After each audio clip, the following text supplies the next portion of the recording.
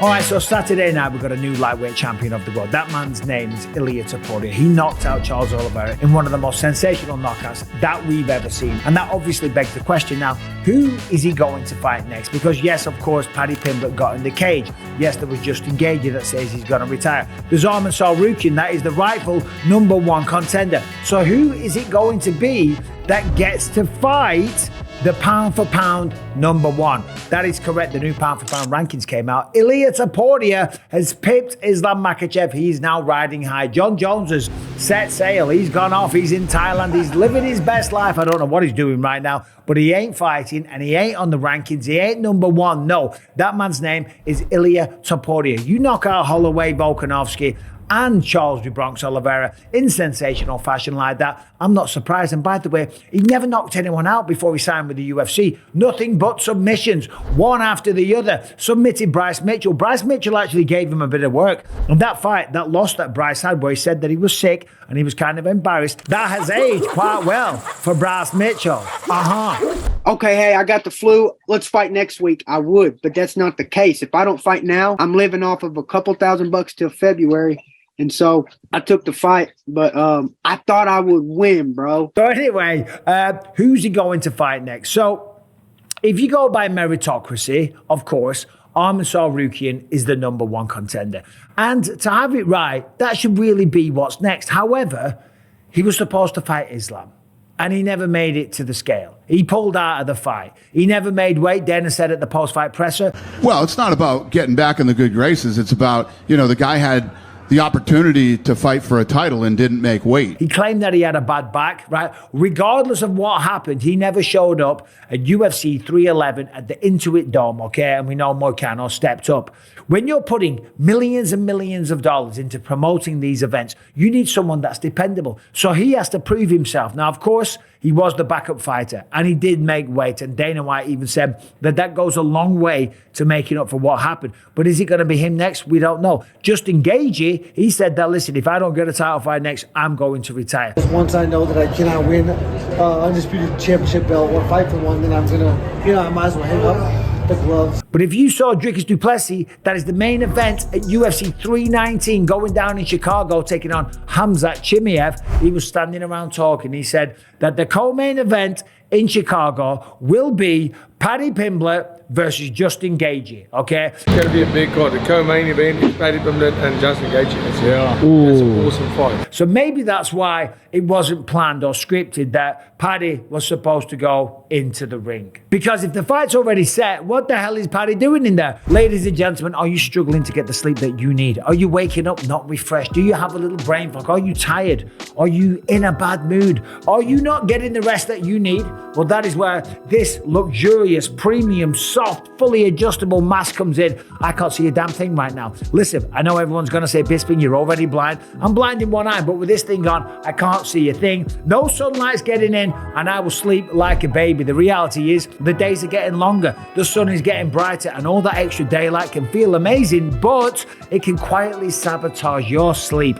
Later sunsets disrupt your body's natural circadian rhythm, making it harder to fall asleep, stay asleep, and wake up feeling refreshed. That is where I say Manta Sleep comes in. Whether you're blocking out daylight or tuning out the sounds of the summer nights, taking control of your sleep environment helps you get deep sleep, restorative rest, no matter how long the sun stays up. As I say, this thing, fully adjustable. It feels great.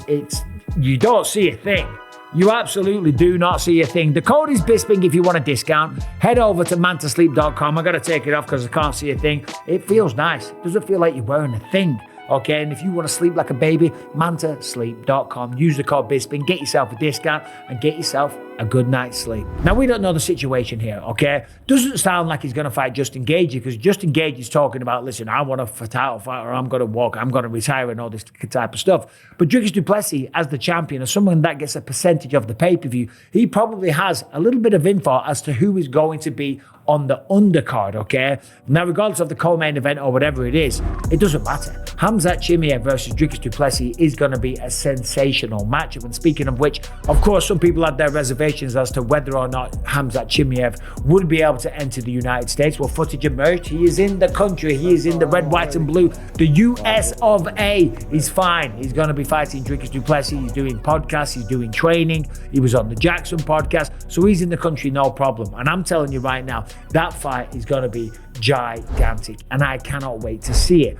But the co-main event, Paddy versus Justin. Well, according to Paddy, that's crazy. He said, "Yous are mad if you think I'm fighting in August," right? And I can understand why he would say that. Even if he kind of somewhat agreed to fight him, speaking to the UFC negotiations, if you get an opportunity to jump the line and fight Ilia Topuria, you should take it. If he goes up against Justin Gaethje, there's a good chance he loses that fight. I'm not underestimating Paddy. I'm not shitting on Paddy. I'm just saying that Justin Gaethje is one of the greatest lightweight fighters we've ever seen. That certainly hasn't become a champion, but still he's a threat to anybody, okay? And for the UFC as well, if you think about it, right now you've got Paddy Pimblett, who's ridiculously popular, who's saying all the right things, by the way, when it comes to Ilia. He's saying that he wants to hurt him. We'll get to that in a minute.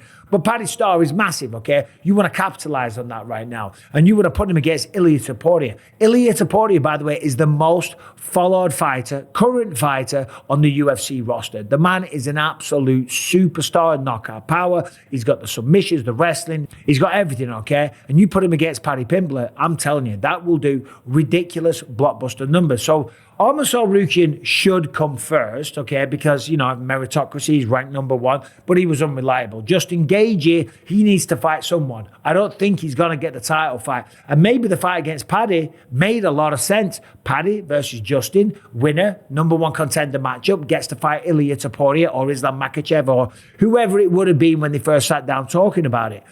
But it doesn't sound like that. Paddy says, "You're mad if you think I'm going to fight in August." And he also was talking and said that he wants to absolutely destroy Ilia Topuria. He said, "I want to disfigure his face." We haven't seen two people genuinely dislike each other since Conor Khabib. Yeah. You know what I mean? Like, everyone's always dead cordial and all right, where I hate him. I absolutely hate him. Like, I want to inflict pain on his life. You know what I mean? I'd like that fight to go 4 minutes, 50 seconds into the 5th round, and I've landed 907 elbows, and I've disfigured his face. You know what I mean? I don't want a quick knockout. I want to put him through pain. He said we haven't seen this kind of hatred, because he hates Ilia. He hates him. Let the hate flow through you. Lads, I don't know why he hates him, right? There's nothing bad happened between these guys, okay? But maybe he just pisses him off. Maybe he's got what he wants, the lightweight championship of the world. And of course, he became the featherweight champ and then the lightweight champ, and he's rubbing it in his face. He's talking shit. He's pushing him with 2 belts on. Not 1, but 2. Little man. Get from here. I finish you.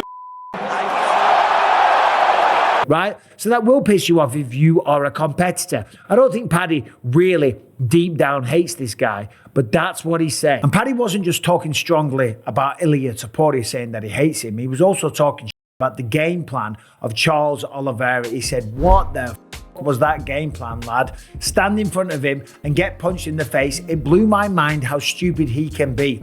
It was his 47th pro MMA fight. What was he doing in there, right?" I understand what he's saying, but at the end of the day, it is a fight, and at some point you do have to engage. Now, I would predict that Paddy's game plan would be very similar to what he did to Michael Chandler. He would try and use a lot of footwork, use the low kicks, try and soften up the legs, slow down the movement, and play it like that. But at some point, you got to stand your ground, you got to throw. And Ilia Topuria has got really, really fast feet. He's going to get on the inside, and you got to watch those hands of Topuria. Still, the fact that he says that he hates him, the fact that he is so emotional, if this fight does happen, Paddy's got to be careful, because when you go in there with that kind of emotion, that kind of hatred for someone, which again, it's wild. I don't know why he hates Ilia so badly, but he does. But that will mess up your performance. You will be thinking through emotion. Let me bang, man. I want to do that, man. Let me bang, bro. I do let you bang. It took me a long time to figure out that you want to be cool, calm, and collected inside an octagon. When I first started fighting in my career, before my fights, I would go into a quiet little corner. I would sit down, I would close my eyes, and I would psych myself up, and I'd try and get mad. And I used to think, oh, that's it. No one's going to beat me now. I'm going to smash this guy's head in. But when you're acting out of anger or emotion, you're never the best version of yourself, regardless of what situation you are in. And certainly when you're fighting the best fighters on the planet, he's not one of the very best. As I said, he's the pound for pound number one. He is the top boy in all of this sport with an ability to finish anyone in one single shot or submit you really quickly. I haven't spoke about this. Charles Oliveria tried to take him down. He lands in guard. Within seconds, he's past the guard. He's got him in a crucifix, for crying out loud. He is a finisher of the highest degree. And you cannot go in there trying to fight someone like this fueled by hatred. You wouldn't like me when I'm angry. He said he hates him and he wants to break his face. He wants to disfigure his face. Now, those are strong words from Paddy Pimblett, but maybe that's what you got to do when you're the ranked number 10 lightweight. Paddy, you could argue, is the least deserving out of all of them. Justin Gaethje has been in there with some of the best. He's thrilled audiences around the world for a very long time. He is the human highlight for a reason. He knocks people out. He jumps off the top of the octagon. He does a backflip. He's a man of few words. He does his talking inside the octagon, but I tell you what, the man's explosive. He's sitting there ranked number 4, okay? And he feels like he's being overlooked. Charles Oliveria's 3, he just got knocked out. Islam Makhachev's number 1 for some reason. He's gone. The number 1 contender is Arman Tsarukyan, but we've already been through that. So for Paddy Pimblett to be getting this fight, he will be leapfrogging a lot of people like Beneil Dariush, who just won, Mateusz Gamrot, Dan Hooker, Dustin Poirier, that's retiring, Max Holloway, that is fighting Dustin, and then we've got Justin, Charles, and Arman, right? So that is quite the jump for Paddy Pimblett. But guess what? It's not a popularity contest, but if people want to see this guy fight like they do, and I'm owning the UFC, and we have this like massive fight on our hands, and Paddy says it himself, there's never been this much hatred since between Conor McGregor and Khabib Nurmagomedov, and we all know the numbers that did. That was by far the biggest pay-per-view selling fight that the UFC's ever put on, and it was all because they hated each other. It's all because they had Conor throwing the dolly at the bus and all the type of shit, because Conor's Irish and people loved him, and Khabib's Russian and he's undefeated and all this type of stuff. The press conferences were absolutely wild. For smash this guy. I don't want to talk. Mate. Smash me. But when you got that kind of footage, you use it, you put it all together and you do these blockbuster fights.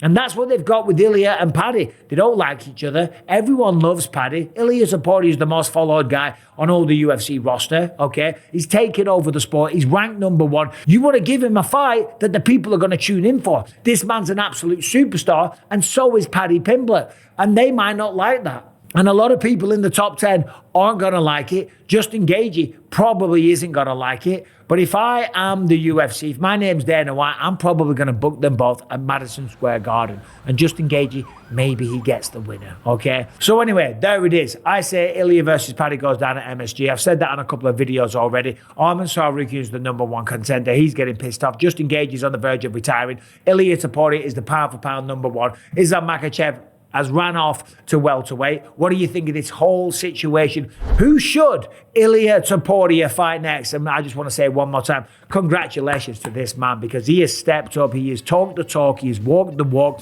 He's backed it up every step of the goddamn way. And he's done it with style, and he's done it with grace. As I said, let me know what you think about this in the comment section. Subscribe, ring the bell. Thanks for watching. See you soon.